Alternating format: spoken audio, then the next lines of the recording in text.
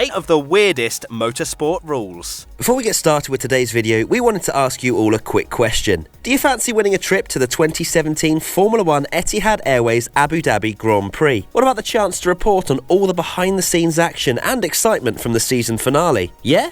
I thought you might. How, I hear you cry. Simple. To celebrate the crowning of the DHL Fastest Lap Award winner to the fastest driver of the season, DHL, the official logistics partner of Formula 1, are looking for a fan reporter to go on the ground in Abu Dhabi. To enter, simply film a video of yourself commentating or analysing one of the DHL Fastest Lap videos from the season and upload to the entry page. We're looking for an entertaining, creative and passionate personality, much like myself, to be the winner. To give you an example of just that, here's something I made earlier. So we're going to be taking a look at Lewis Hamilton's fastest lap around China. Into turn one, you want to not clip the apex, but get very close to it, then let the car run out wide naturally. And now we're accelerating towards this very long left-hander. That's going to really be hurting the neck of Lewis for his 56 laps of the Chinese Grand Prix. And now casting our thoughts towards this hairpin into the corner. He doesn't clip the apex, but you don't really need to. You just have to concentrate on getting a good exit, which is exactly what Lewis has done. Open up the DRS once again and over the line for a lap around China. Now for the details. Click the link here or in the description below for more information and to start your entry.